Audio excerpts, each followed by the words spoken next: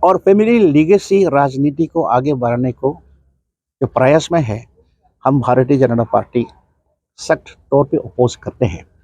इसलिए यहाँ अरुणाचल प्रदेश में, नॉर्थ ईस्टर्न रीजन में, आप सभी को पता है इतने जोरों से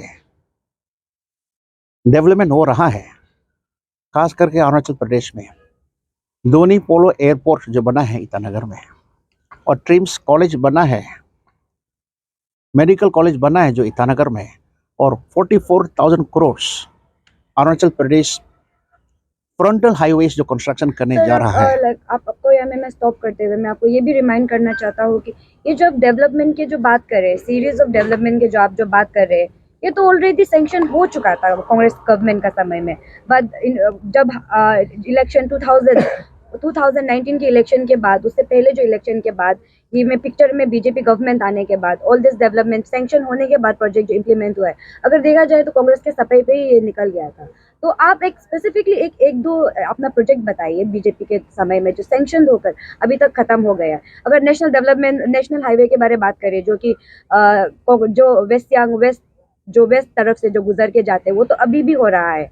जो कि अगर देखा जाए तो किरण रिजिजू सर जो एमपी के लिए जब लास्ट टाइम इलेक्ट हुआ था तब उसने किया था, and because of series of some cases जो टीके के साथ में हुआ था, वो सब समय में तो इट ऑल वेंट, एंड अभी भी खत्म नहीं हुआ है ऐसा देखा जाए तो। आप क्या बोलना चाहेंगे इसके ऊपर में? देखिए, खास करके ये एयरपोर्ट को मैं आपको शेयर करना चाहूँगा। मैंने अंदर में भी बताया और बाहर में भी बोलना चाहूँगा, ये एयरपोर्ट हर एक स्टेट कैपिटल को होना अनिवार्य है, कंपलसरी है। लेकिन कांग्रेस रेजिम के पीरियड में ये एयरपोर्ट का अटेम्प्ट कहाँ में कर रहा था, आप सभी को पता है। करसिंगसा में ऐसे ऐसे कांग्रेस सरकार, केंद्र सरकार और राज्य सरकार ड्रामा करवा रहा था।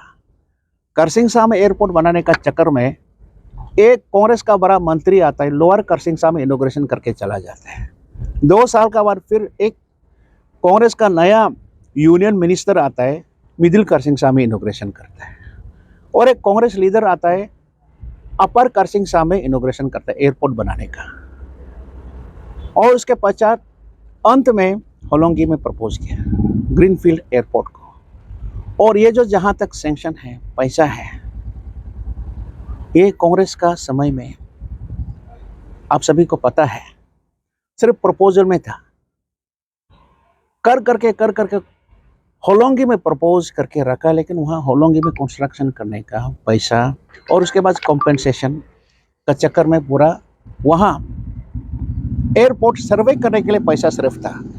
लेकिन वहाँ एयरपोर्ट कंस्ट्रक्ट करने के लिए उसके पश्चात वहाँ पे कॉम्पेंसेशन देने का कांग्रेस के पास कोई प्लानिंग नहीं था, कोई पॉलिसी नहीं था। नरेंद्र मोदी सरकार आने के बाद होलोंगी का जो ओवरऑल सिचुएशन को देख करके वहाँ होलोंगी में आकर के एयरपोर्ट को उन्होंने फाउंडेशन स्टोन ले किया। फाउंडेशन स्टोन ले करने के दिन में उसी दिन बोला है कि मैं यहाँ होलोंगी में 2 साल का बाद वापस आएंगे और अरुणाचल प्रदेश ईटानगर के एयरपोर्ट को इनोग्रेशन करके जाएंगे, और यहाँ कोई फंड का कमी नहीं होने देंगे।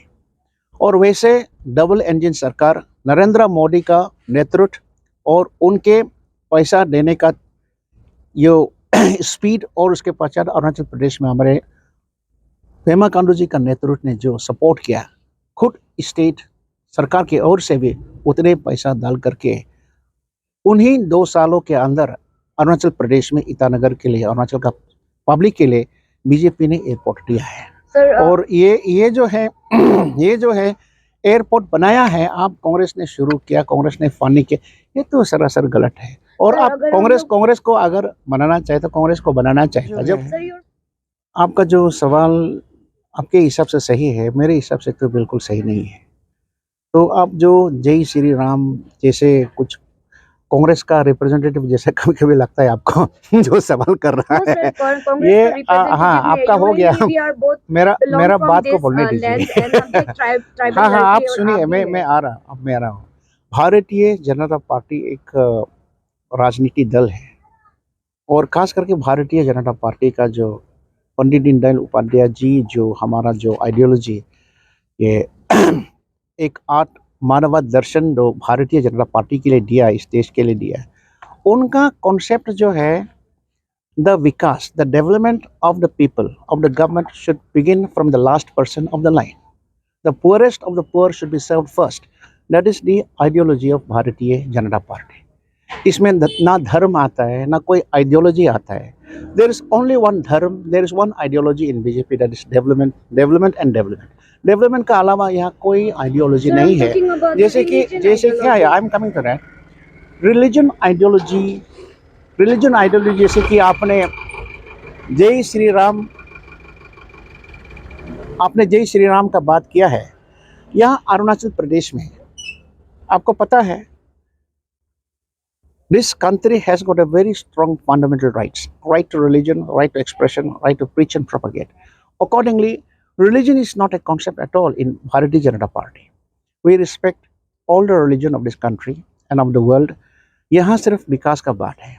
तो अब आपने जो जय श्री राम बोला है, amongst the हिंदू, जो अपने आप को हिंदू धर्म के समुदाय से आते हैं, ऐसा विश्वास करने वाले लोग जहाँ में भी एक दूसरा को मिलते हैं, जय श्री राम कह के एक दूसरा को विश करते हैं। जैसे कि मैं एक क्रिश्चियन हूँ, ये तको भाई भी क्रिश्चियन है, मैं एक हिंदू को मिलता हूँ, मैं जब मिलता हूँ उनको मैं जय यीशु बोलता हूँ, वो हमको जय श्री राम बोलते हैं। ये जो है अपने अपने जो विश्वास के तहत, ये जो लॉर्ड राम भी एक बहुत हमारा इस देश के महान भारत के परंपरा से जुड़ा हुआ एक भगवान है, उनको में आदर करना चाहिए। जैसे कि हम सभी के जो ईसाई लोगों के लिए ईसा मसीह हमारा भगवान भी है और हमारा जो धर्म के गुरु है। तो ईसा मसीह, एक दूसरा को ईसा मसीह को मानने वाले लोग जब मिलते हैं, हम लोग जय यीशु बोलते हैं। और जो हिंदू को मानने वाले, उनको भी हम मिलने से हम जय यीशु बोलते हैं, वो हमें जय श्री राम कहते हैं। और मैं उसको और एक मैं ऐड करके, आपका सवाल को ऐड करके बताना चाहूँगा, ये जो राम मंदिर जो है इनॉग्रेशन होने जा रहा है 22 को, ये जो है आप लोग ये नहीं समझना है कि बीजेपी इनिशिएटिव मंदिर को बनाने में, मंदिर का उद्घाटन में क्यों इनिशिएटिव ले रहा है। देखिए, we have to go by the fact. इस देश का सच्चाई तो ये है कि 140 करोड़ में से 80% सेक्युलरिज्म जो हमारे यहाँ जो प्रैक्टिस होती है, 80% I am coming to that. Role in protecting our tribal beliefs? 80% of the Indian population, they are Hindus. So therefore it is equally our responsibility। जो जितने भी इस देश में धर्म है, हम हिंदू धर्म को भी आदर करना चाहिए। उनका जो आइडिया है, आइडियोलॉजी है, जैसे राम टेम्पल के लिए कितने एजिटेशन चले हैं। For hundreds of years this conflict had been going on, but because of the due and in time intervention of the supreme court, Ram जन्म स्थान को ये राम का मंदिर थे, ऐसे सुप्रीम कोर्ट से आने के बाद now the construction of Ram मंदिर is being completed and it is going to be inaugurated on 22nd of this month, and it is a very big news for the 80% population of this country. We must all together, belonging to all religion, we must celebrate together and welcome this mandir। और उसका बाद आपने जो अरुणाचल प्रदेश में tribal rights, tribal religion and tribal concept को protect करने के लिए आपने जो बोला है, यहाँ अरुणाचल प्रदेश में आपको पता है largest religion of Arunachal Pradesh is Christianity. तो यहाँ क्रिश्चियनिटी का हिसाब से प्रैक्टिस एंड प्रोपागेट करने के लिए भारतीय जनता पार्टी सरकार के ओर से एक बार भी ना इंटरफियर किया, ना करेगा और ना करने का सोचा है, और इंटरफियर करने का ज़रूरत ही नहीं है। तो इसलिए क्या है कि Christian being the largest community of the state of Arunachal Pradesh, there has been 101% freedom given to each and every Christian to practice, preach and propagate, and to do whatever they like to further their religious activities in the state of Arunachal Pradesh। उसके पश्चात ये tribal culture को protect and preserve करना, I think it is basically depending upon the community concerned। Har ek community we have 26 major tribes and 100 and plus sub-tribes in the state of Arunachal Pradesh. Each and every tribe of the state and sub-tribes of the state, they should take the responsibility of preserving their own culture, and BJP is not going to interfere in any of the matters related to tribal practices, rights and culture in the state of Arunachal Pradesh. Rather, the BJP will support, will fund and will extend whatever help to the various tribes of the state to preserve their culture so that the culture remains forever in the state of Arunachal Pradesh. Thank you.